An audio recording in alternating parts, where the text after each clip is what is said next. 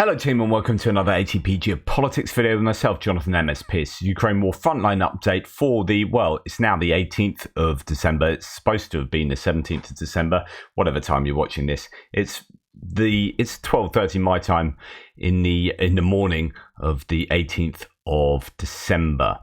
It's a late night. I need to go to bed. But if I don't do these frontline updates, then I get a day out and it kind of messes around with what I know has happened on the front line and where the mapping is 2 days of updates to each individual source map or to my map from the sources. Just can confuse matters. So it is useful for me to do these, if only for me and not for you guys. Anyway, whatever. Where should we start? We're actually going to start in Russia, where there's news that a village in Belgorod has been attacked. It's Terebrino, which I think is just around here. Yep, Terebrino. There we go. So it's just over the border from sort of, I think, it's either Kharkiv or Sumy. I think that's Sumy actually. But so the Ukrainians have attacked there, except it's actually Russians have attacked. So first of all, military intelligence confirms incursion into Russia's Belgorod Oblast. Military skirmishes were reported near Russia's Terebrino village on the border with Ukraine. Freedom of Russia Legion takes responsibility for a bold attack on Russia's Belgorod Oblast. The Russian volunteer group supporting Ukrainian forces admits to infiltrating Belgorod Oblast, destroying a platoon stronghold and escalating tensions at the border. And we have a translation. The Legion Free Russia successfully raided a village and left an interesting surprise for the FSB. So we report the assault groups of the Legion completed all assigned tasks and successfully returned to the territory of Ukraine. Propagandists have, scare quotes, no losses in any unclear situation. Write down, this is an auto translate, so take it with a pinch of salt as far as the words are concerned. Translation is concerned. Write down what really happened today, December the 17th. The assault groups of the Legion Freedom of Russia entered the Belgorod region of the Russian Federation, destroyed the platoon stronghold of Putin's troops near the already familiar Terebrino, completed their assigned tasks and have already returned. Photos, videos will come later once we catch our breath. P.S. On the way back, we left an interesting puzzle for the specialists of Putin's engineering troops. Go ahead and update your minefield map. So they appear to have mined some of the area in the Russian territory. And to all the Kremlin tongues writing about the Ukrainian DRG, once again, that's Deep Reconnaissance Group. Once again, we explain for the stupid, we are Russian volunteers and we have the right to come home at any time, especially for a good purpose. Become part of the Legion, subscribe to the channel. There you go. So that is basically the most successful area of the front line. I guess it's not really the front line for the Ukrainians. As you can see from all the pins, they are all Russian gains across the map. So, steel yourself if you are pro-Ukrainian. Okay. As we go to the northeastern sector, we can see that up near Kupiansk, the Russians have gained a little bit in the Sinkivka area. This is coming from Syriac maps that say the Russian army has managed to entrench in the northern outskirts of Sinkivka. However, all the attempts to enter the town were repelled by the Ukrainians. So the town is here. The Russians have been sort of knocking at the door there for some time. There have been various claims about Sinkivka over the months, many of which have been untrue. There were claims that it had been lost and it was in a grey zone for a long time, and actually Ukrainians had solid control over it, but the Russians are advancing. They have lost an awful lot around here. We've seen several columns get taken out. There's video imagery floating around. I showed you one or referenced one this morning. There are a couple that shows some heavy losses in Sinkivka and quite a bit of drone activity as well. And then as we come all the way down, we're going to bypass most of that northern area. There's I'm sure lots to say, lots of activity going on, but I'm just going to go to the pins because it's late. And in Bakhmut, we have some gains in the Kromova area where this dirt track appears to be under Russian control, at least according to Syriac maps. Deep State map has a slight gain up to the edge of that dirt track area. So I don't know what the truth is. Russians are very close. Whether they've taken that dirt track, I don't know. Here we have Syriac map saying the Russian army took control over some parts of the Popivska area, as they call it, just there. The other side of that highway, the 00506 highway. And Global War Monitor agrees, possibly using Syriac maps as a source. It's likely the Russians captured the village of Kromova. The Russian army has advanced to the 00506 road that leads out of Bakhmut's Kromova. So actually that's a little bit behind. Syriac maps has more than that now. And then we go on further to the south. So some gains in that northern area. And in the south, also on my live feed yesterday, was saying he's fighting in that area and that the Russians have taken the railway. I don't know exactly where he was, somewhere near Klishchiivka, so it could be this section that might have been taken, or it could be this section that Syriac maps has the Russians having control of, but Andrew Perpetua doesn't. Somewhere around there. Or that might not have happened. I don't know. I can't verify his claims.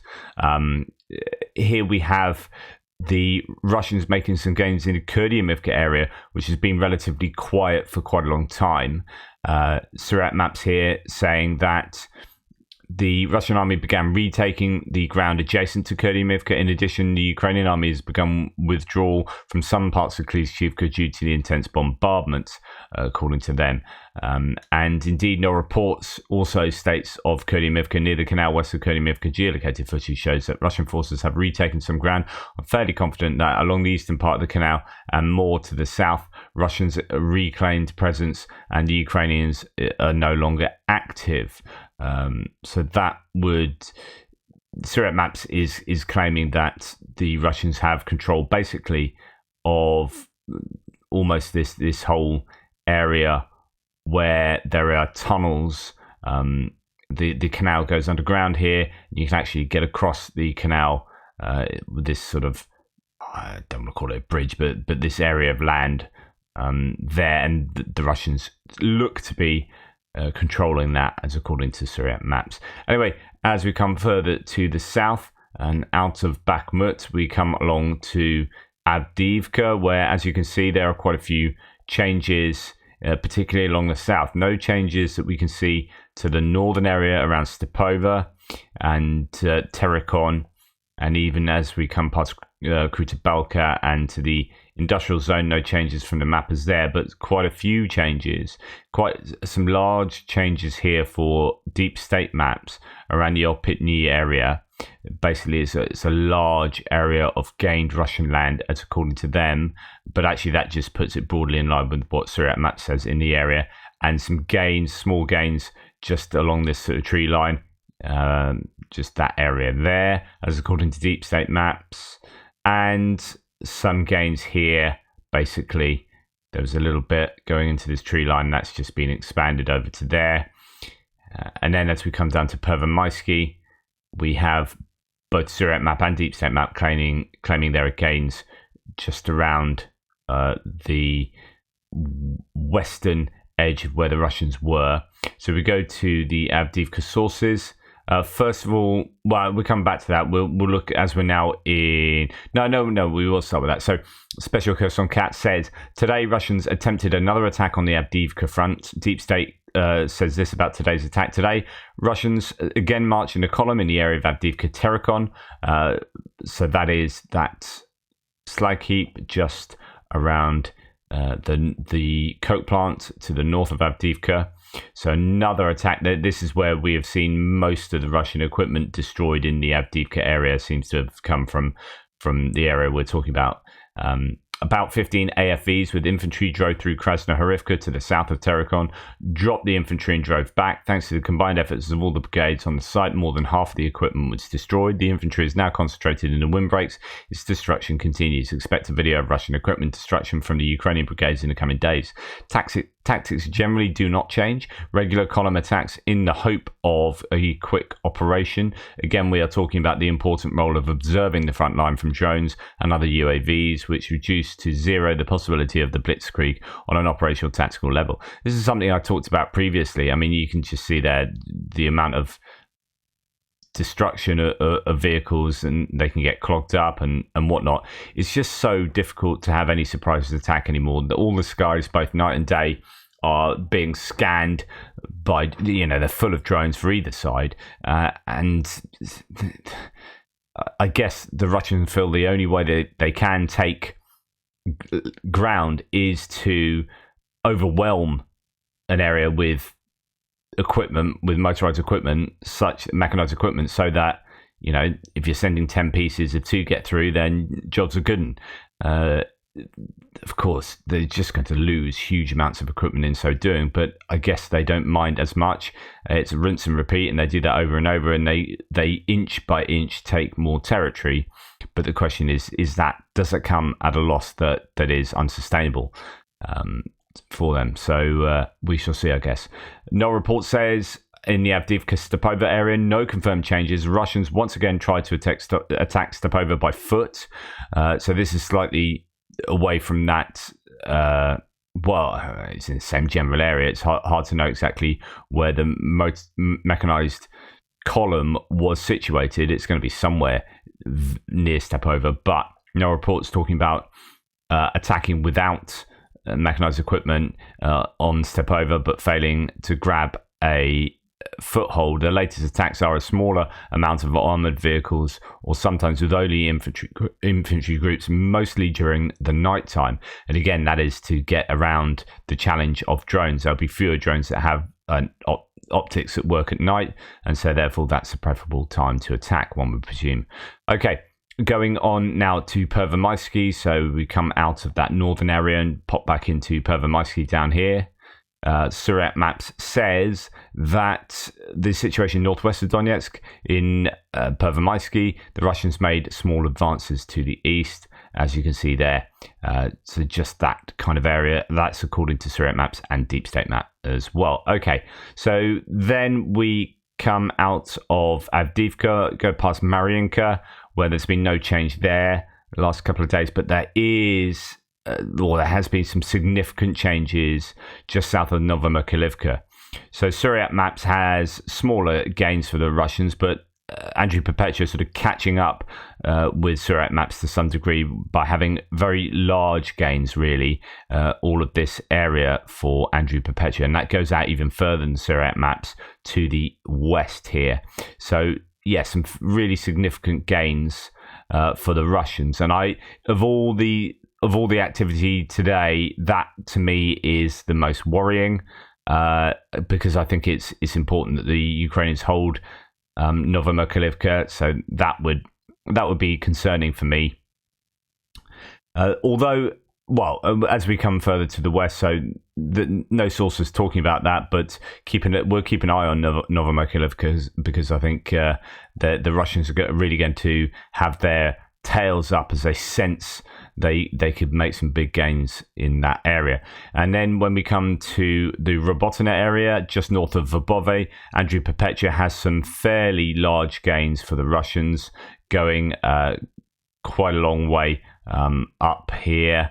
So unfortunately, the blue is just not very, very thick line at the moment. It's just the rendering of the map as it translates from Google Maps to Google Earth, unfortunately, is not ideal. And there doesn't seem to be anything we can do about these lines. I mean, the yellow one from Deep State Maps, nice and clear, but the red and blue, yeah, having trouble making them show more. But let's see what I can do going forward. So we have quite a few. Let's measure the distance, really, of those gains. And that would be, it's going to be around 3.5 to 4 kilometers north to south of gains there. As I say, it's a bit of a challenge there for the Ukrainians, but I personally can't see Ukraine spending too much effort in holding on to the area that they originally took in their counteroffensive here. I don't think it is particularly important for the Ukrainians to have that, whereas I do think it's important they keep hold of Novomykhailivka. And I do think Avdiivka has strategic importance or operational importance there, whereas this I don't think necessarily does. And then, worryingly, according to Surat Maps, we have some gains for the Russians around Krynky as well, pushing the Ukrainians quite considerably back into the center of Krynky. So that would be about a 1.5 kilometer gain for the Russians if Syriac maps is correct there. So basically this area, it sort of went like that, broadly speaking. And yeah, the Ukraine has been pushed back there. And as I say, I think that could be something to watch out for. That could be a concern. But of course, we're not 100% sure that Syriac maps is being completely accurate. Who knows? I haven't heard too much today. I haven't done as much research on Frontline activities. It's just been a busy Sunday, so apologies for that. It's be business as usual, resuming normal service tomorrow. So that is the Frontline update, very late on the 17th to 18th of December. Thank you so much for all your support. Please take care, and I'll speak to you tomorrow.